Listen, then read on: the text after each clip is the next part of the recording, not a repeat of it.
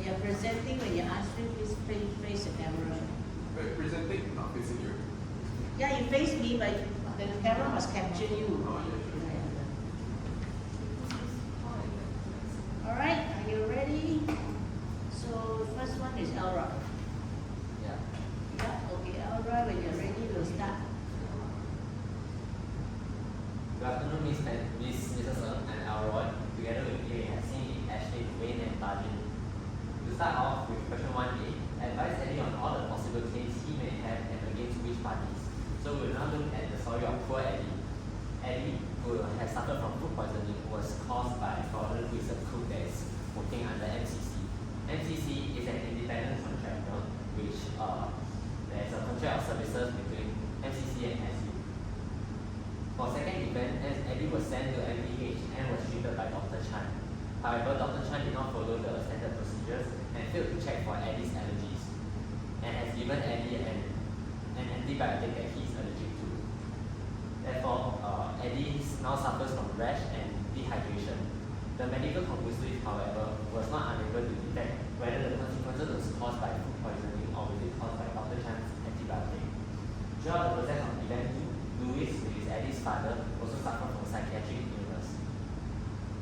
So from this story, we can understand that the main key factors to success of claim would be negligence and vicarious liability. So for negligence, the 4 elements that has to be satisfied is for duty of care, which is arise when harm is foreseeable with the presence of a proximate relationship between parties. Secondly, breach of duty, which occurs when the defendant's actions fall below the standard of care due to given circumstances. Thirdly, for causation, which must link the defendant directly to the plaintiff's damage. And lastly, for remoteness of damages, which requires the harm to be a foreseeable result of the defendant's actions. As for vicarious liability, it arises when there's a recognized legal relationship, which is typically between an employer and an employee. Employers are lawfully liable for torts committed by the employees during the course and scope of their employment, since an employer profits from the work of his employee and has a better position to take. So plaintiffs can choose either to sue the employee directly of their misconduct or to sue against employer through vicarious liability. Should SU be responsible for the cause of my food poisoning? Of course not. Typically, employers are liable for their and responsible for their actions. However, it can be established from this precedent that the duty of care can be delegated to an independent contractor unless the task is inherently hazardous or the employer retains significant control over the contractor's work. So from this case, it can be seen that SU and MCC has built an independent contractor relationship since MCC provides free lunch at SU's canteen. So MCC was then entrusted with the food safety responsibilities. Food preparation also does not qualify as an inherently hazardous activity, and SU only maintains kitchen facilities and issuing clear safety guidelines. They do not have the authority to discipline or terminate MCC employees. Therefore, there is no significant control over MCC's work. Hence, we believe that Eddie is not likely to succeed in the claim for negligence, since there is no duty of care to start off for the elements of negligence. Gordon, did you follow the right protocols? You caused me to have food poisoning. Don't be silly. How is it my fault? Indeed, it is Gordon's fault because he has satisfied the 4 elements of negligence. Firstly, for duty of care, Gordon owed to Eddie as a cook in ensuring that the food has strictly followed the food safety protocols. As for breach of duty, Gordon failed to properly score a wrong in regaining his expected standard of care. Thirdly, for legal causation, food poisoning was a foreseeable consequence, and but for Gordon's action, Eddie would not have suffered food poisoning. Lastly, for remoteness, food poisoning is a common foreseeable outcome that Gordon should have anticipated as a cook. So similarly from this precedent of Ryan and Goder, it can be established that from the doctrine of res ipsa loquitur, negligence could be inferred from the facts themselves without the need for direct evidence of the defendant's actions. From this story, Brian was injured when a barrel of flour fell from the warehouse owned by Goder. Goder feels that they are not negligent and had no knowledge of the barrel falling. However, the court held that since the barrel was under the control of Goder, such an incident incident would not typically occur without negligence. Similarly, food poisoning occurred after improper food storage by Gordon, and foodborne illness would not typically happen if proper safety protocols were followed. Therefore, just like the precedents, it suggests Gordon's case of negligence in food handling. Under food defense, Gordon may argue that But the meat looks fine to me. I believe it was safe for consumption. Furthermore, those were merely guidelines. It's not legally binding. Sorry, my mistake. Yeah, I have to time him. Give me a bit of time between speakers so I can Okay. put your time in. Yeah, you're not at 5, you'll be just before 5. okay, then I will start from the start. Yeah, I start from the start. Yes. Start. Mm. Gordon may then argue that But the meat looks fine to me. I believe it was safe for consumption. Furthermore, those were merely guidelines. It's not legally binding on me. however, under the Sale of Food Act, it is stated that it is immaterial as to whether the food is safe. The act of preparing food under insanitary conditions itself is a breach of guidelines, and this makes his defense invalid under the Singapore law. Additionally, as seen in the precedent earlier on, negligence can be inferred from facts where food poisoning following improper storage indicates a breach of care. Hence, Eddie is likely to succeed in a claim for negligence against Gordon where all 4 elements of negligence were satisfied. Is Gordon the only one at fault? What about MCC? To establish if MCC is at fault, let us look at the 4 elements of negligence again. As the contracted provider of FSU, MCC has a duty of care in ensuring food safety. This included proper staff training, operational oversight, and adherence to food safety guidelines. Eddie can then argue that MCC had breached this duty of care by failing to adequately train Gordon, which has led to improper food handling and contamination, where Gordon thought that the meat was safe for consumption.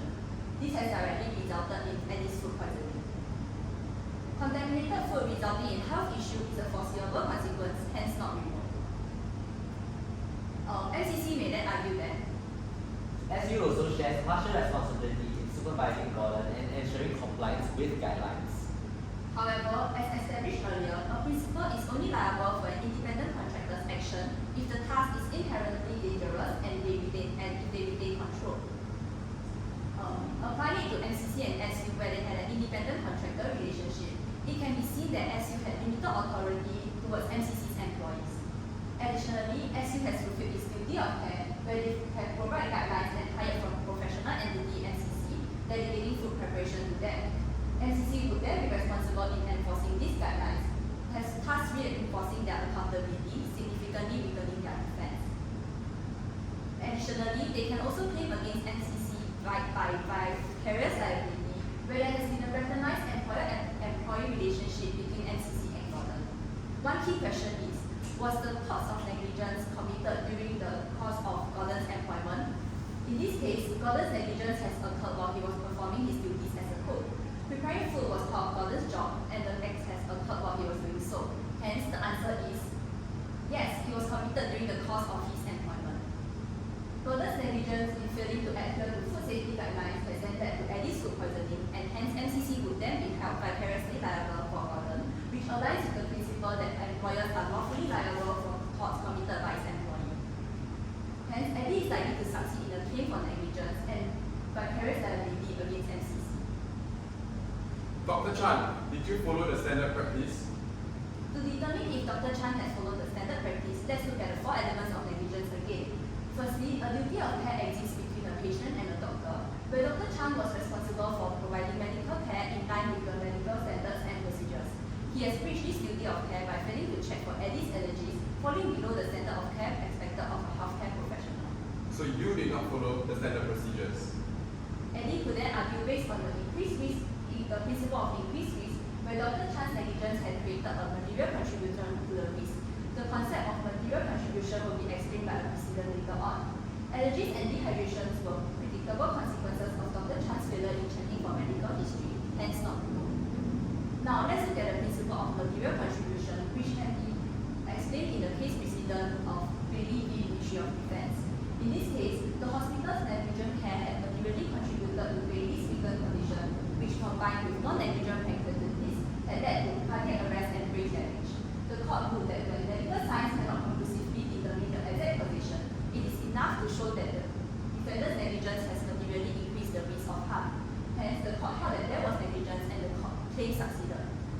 Similarly, in Eddie's case, Dr. Chan has failed to review Eddie's medical records, which materially increase the risk of an allergic reaction and dehydration, even if factors such as food poisoning contributed. Brian and Bailey v. Ministry of Defense then supports Eddie's argument, showing that liability can be established when negligence has increased the risk of harm, even if direct causation is uncertain. Since allergic reaction and dehydration were foreseeable outcomes, Eddie could then argue that Dr. Chan has materially increased the likelihood of his harm.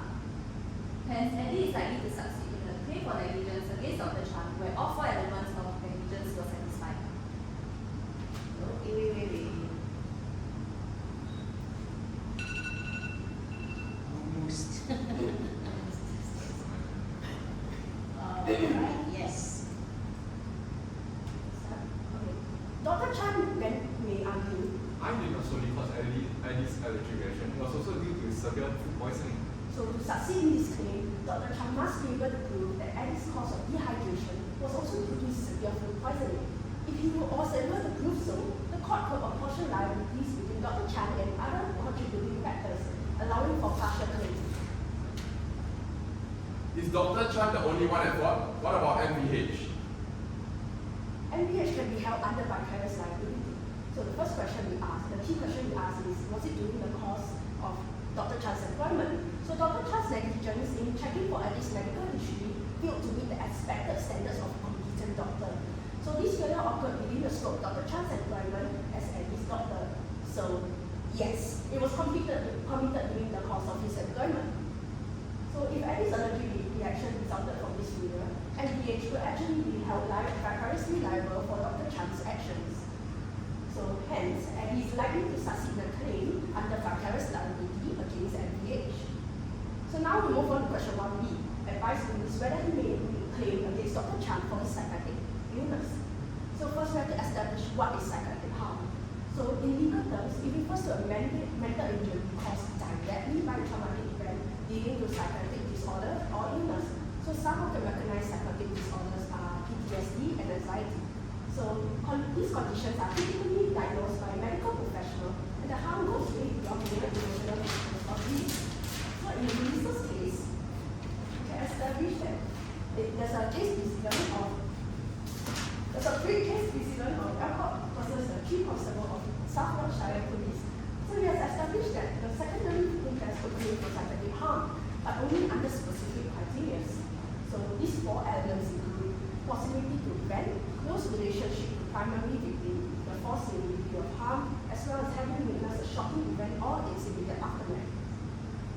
So now we can talk about case precedents as mentioned previously. So this case actually arose from tragic events surrounding the Hillsborough disaster in 1989, when 96 football fans actually lost their lives due to overcrowding at the stadium. So Alcott and others were the claimants who sought for compensation for the psychological trauma that they suffered, either directly at scene or via television broadcast. So the court has ruled that there has to be a clear criteria for those who can claim for psychological injury. Specifically, the court set up 4 elements in order to successfully claim for the nervous shock. So in Luis's case, has he fulfilled all the 4 elements? First, the possibility to prevent. So Luis was not only just present at hospital, he was also aware of the distress as doctors and nurses rushed in and out of the room. Next, the close relationship to primary victim. So the law actually acknowledges the strong emotional bond between close family members. Luis and Eddie are father and son, so hence they have a close relationship.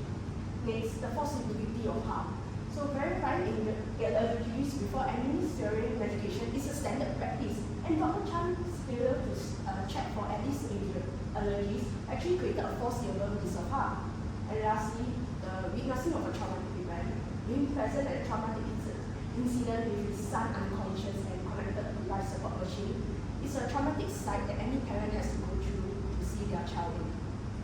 Therefore, Luis is likely to succeed in a claim for negligence based on the 4 elements of psychiatric harm. Okay. Yeah.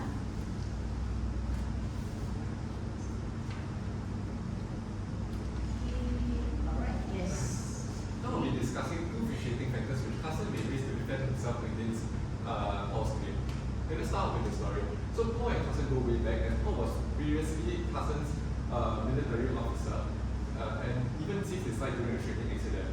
So this creates a sense of indebtedness from Carson to Paul, and this caused Paul to persuade him to sign an unfair loyalty deed.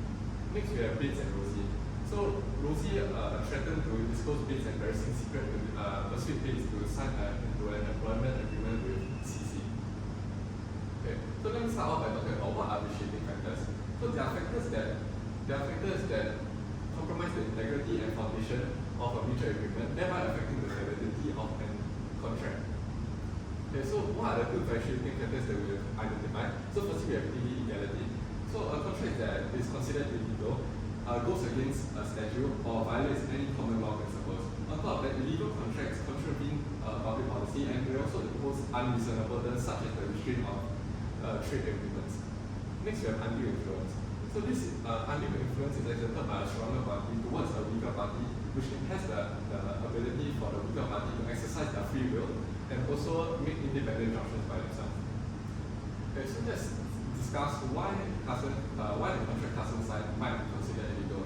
So firstly, Carson signed a loyalty deed which contains a non-solicitation clause, which means that Carson is unable to recruit any of MFI's employees should he leave MFI. So this restriction applies to all MFI employees regardless of their role. So let's say, for example, Carson wants to hire the janitor of MFI to over to the rival company, and even though the janitor has no impact on the financial operations of MFI, this will still be considered a breach of the contract. So this overly broad restriction is unfair and is unfairly limits Carson's ability to work and interact with different industry professionals. Okay. Next, if Carson were to breach this contract, he would have to pay up to 6 months his last monthly salary. So this is unfair and unreasonable towards Carson, as this does not truly reflect the true loss that MFI would incur should Carson breach his contract. So the law states that penalties stated in a contract should represent the true loss that the company has incurred due to the breach, instead of acting as a threat towards the defendant. Okay, last but not least, we have the non-solicitation clause, which prohibits Carson from soliciting any employees for MFI for 10 years. So this clause is considered to be overly excessive and too long, as normal industry non-solicitation agreements usually done in 6 months to 2 years.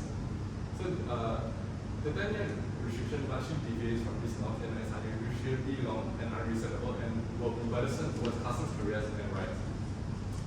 Then next I'll be talking about the undue influence exerted by Paul on Carson. So as I mentioned before, Paul had a long history with Carson, and this has established a significant power imbalance which favors Paul against Carson. So, because of this history, Paul had an influence to hire Carson during an employment, and although an employer-employee relationship does not automatically mean undue influence, Carson could argue that the terms stated in the loyalty deed heavily favor Paul with no additional benefits to Carson, and it's not something a reasonable person would accept. Next, Carson could argue that Paul persuaded him into signing the loyalty deed, and while persuasion doesn't automatically mean that it's undue influence, the power imbalance coupled with the sense of indebtedness towards Paul created a moral obligation for Carson to accept terms suggested by Paul. Okay. And this can be further supported by the case precedent Chisholm versus Maha, where a mentally unwell person was coerced by his brother to sign into an unfair mortgage which heavily favored his brother. So the court highlighted that the nature of parties' reliance on the influencing party, the one-sided nature of the transaction, and the absence of independent advice created undue influence. So similarly, Paul leveraged a past relationship with Carson and the sense of indebtedness to persuade him to sign the loyalty deed. So the term also contains a precedence favoring Paul, and Carson's lack of independent advice before signing the deed undermines the voluntariness of the consent, which is all factors of undue influence.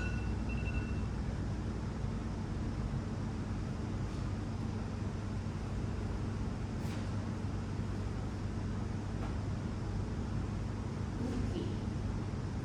So moving on to question 2, which is to advise Biggs whether he can set aside his employment contract with CC. So let's first discuss about the mitigating factor in the commercial law, which explains duress, which means that you can make a contract voidable.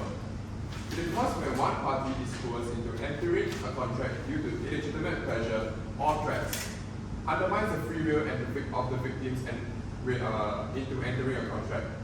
Such examples of threats would be threats to a person, their property, or economic interests.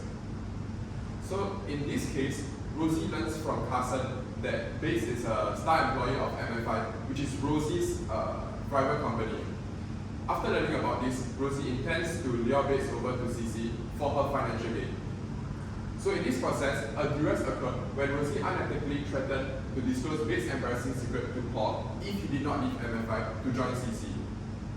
She intended to exploit Biggs' vulnerability as it targeted his reputation and career, which left Biggs with no choice, with no reasonable alternatives but to comply, and he had to reluctantly join CC and had to forego his 1-year bonus as a star employee. With this being said, Biggs was coerced into making a decision under illegitimate pressure and had to reluctantly enter an employment contract with CC as he was mortified by the prospect of Rosie threatens. So there even is a legal case, Atlas Express vs Carco, of an actual duress. It is a duress by business partners for an attempt to secure a business deal. Due to the miscalculations of costs, Atlas Express increased the price of delivery after contract had begun and threatened to cease delivery if the new price was not accepted by Carco. Failure to deliver would have resulted in losses by Carco's customers, resulting in reputational damage to Carco's. Carco had no choice but to accept the higher price but later claimed duress. The court decided that the duress was present as it was unlawful and illegitimate pressure since Carco was unable to find an alternative to ensure that the goods reached the customer. Similarly, just like Carco, Biggs was left with no reasonable alternatives but to comply, where they were coerced into making decisions under fear. There has been presence of threats where both Biggs and Carco would have suffered from reputational damage and their free will had been undermined, where both parties were unlawfully pressured into signing those contracts. Therefore, Biggs can argue that the duress was present, allowing him to set aside his employment contract with CC, making it voidable. And we have come to the end of our presentation. Thank you.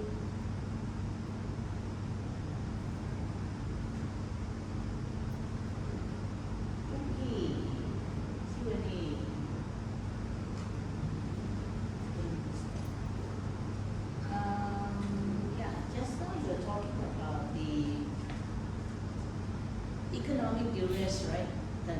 Yeah. Isn't just reputational damage? What's the definition for economic duress?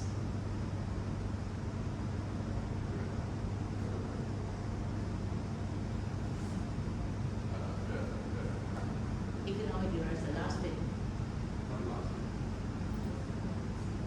Is it this one?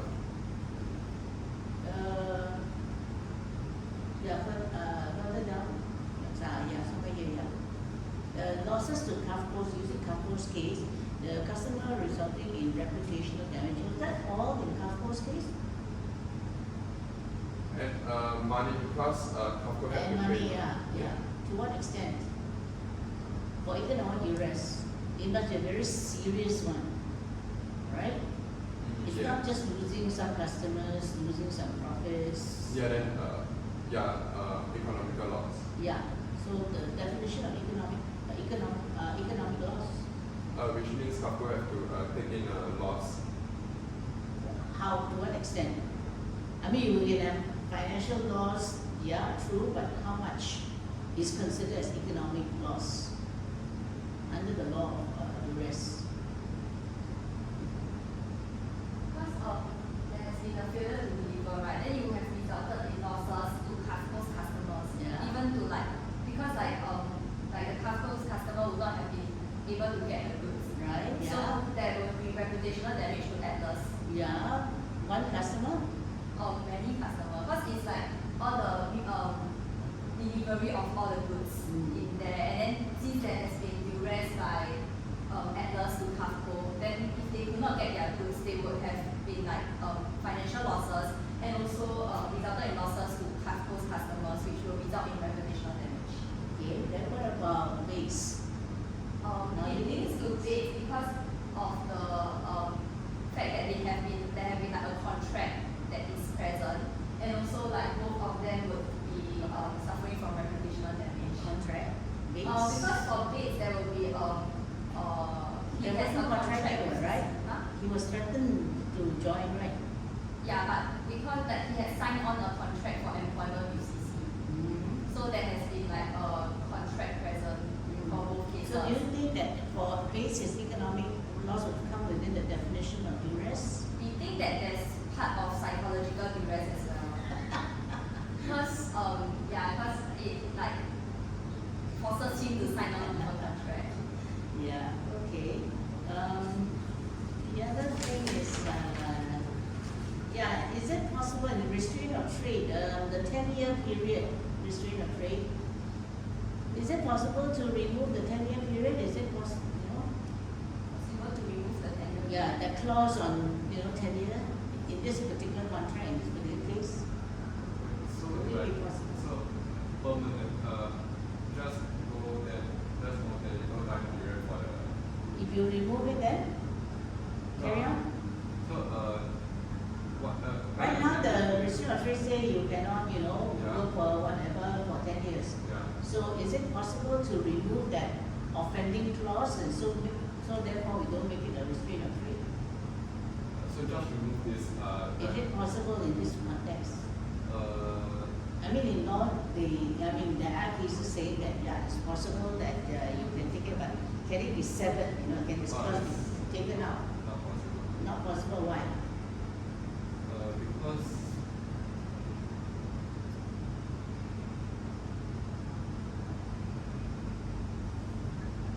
If there's undue influence and illegality, like because the restraint of trade makes the clause voidable. So in the whole employment contract, they can take out this particular clause if because of the 10-year non-solicitation clause, which is overly excessive compared to the industry average of 6 months to 2 years. So So are you saying if they cannot sever it? Will it make Separate. sense if they can sever it, like cut down the cut away that part of, is it, And this is not called restraint. that means not 10 years, reduce it or cut it out completely? reduce it to a few years. Yeah. Cannot because there's also another factor present which is undue influence. So because as a whole, Carson have been forced to sign on the agreement where there has been undue influence and illegality. Yeah, so it's unduly influenced to sign, and based on the story itself, they also said that because Paul has an indebtedness towards Carson, so Carson used this opportunity to persuade him to sign into this unfair employment liability. Yeah, so even if we remove the entire years, there's still undue influence under restraint of trade. Okay. All right. Okay, thanks.